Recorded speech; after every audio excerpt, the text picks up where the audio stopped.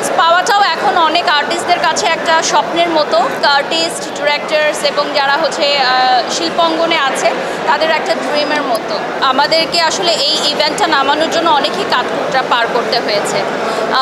এখন যেহেতু award function অনেক বেশি হয়, সো ডেফিনেটলি আমাদের বাইফা অ্যাওয়ার্ডসটা কীভাবে প্রথম সারিতে যাবে বা কেন মানুষ এটাকে স্মরণীয় করে রাখবে, এটার জন্য আমাদের অনেক কাজ করতে হয়েছে। Thanks to our full team and celebrities, performers এবং বেস্ট উইশেস টু দি নমিনিজ। আসলে হার জিত তো থাকবেই, কেউ কেউ পুরস্কার পাবে, কেউ কেউ বা এবছর পাবে না, নেক্সট ইয়ার পাবে। সো বাইফা অ্যাওয়ার্ডসের নমিনেশনস পাওয়াটাও এখন অনেক আর্টিস্টদের কাছে একটা স্বপ্নের মতো। এই জায়গাটা আমি যখন জানতে পেরেছি আমার কাছে খুব ভালো লেগেছে যে আমাদের এখানে অ্যাওয়ার্ড পাওয়াটার চেয়েও নমিনেট হওয়াটাও অনেক আর্টিস্ট, ডিরেক্টরস এবং যারা হচ্ছে শিল্পাঙ্গনে আছে তাদের একটা ড্রিমের মতো। টানা সপ্তমবারের মতো বেস্ট টিস্যু পেপার ব্র্যান্ড হিসেবে স্বীকৃতি পেয়েছে বসুন্ধরা টিস্যু। ডেফিনেটলি আমাদের এখানে অনারেবল জুরি প্যানেল থেকে বিচার কার্য সম্পন্ন করার পরই আমরা আসলে সম্মাননা তুলে দিচ্ছি। আপনারা অ্যাওয়ার্ড ফাংশনটি দেখলেই বুঝবেন যে এখানে বেস্ট যারা তাদেরকেই শুধুমাত্র সম্মাননা দেওয়া হচ্ছে, কোনো প্রকার স্বজনপ্রীতির ভিত্তিতে নয়।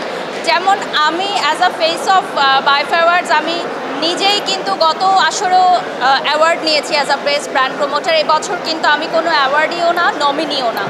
তো এটা হচ্ছে আমাদের জায়গাটা যে যেহেতু আমরা বাইফার ফ্যামিলি, সো আমাদের ফ্যামিলির কেউ আসলে এইখানে অ্যাওয়ার্ডের নমিনেশন নাই।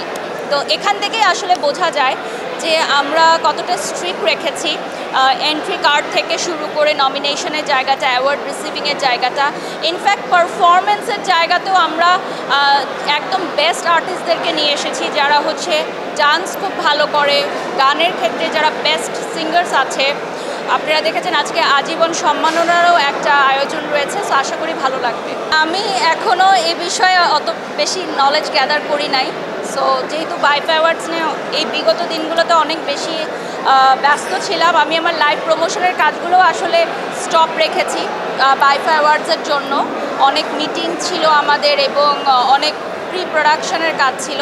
সো যে বিষয়টা আপনি উল্লেখ করলেন ওই বিষয়টা আসলে আমি সত্যিই জানি না। আমি যদি জানতে পারি তাহলে অবশ্যই ফিডব্যাক দিই।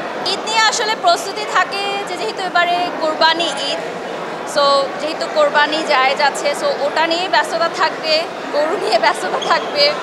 আর এবার ইচ্ছা আছে একটু বাচ্চাকে নিয়ে ঘুরতে যাওয়ার কোথাও, তো এটাই আর কি প্ল্যানিং, আর তেমন কিছু নেই।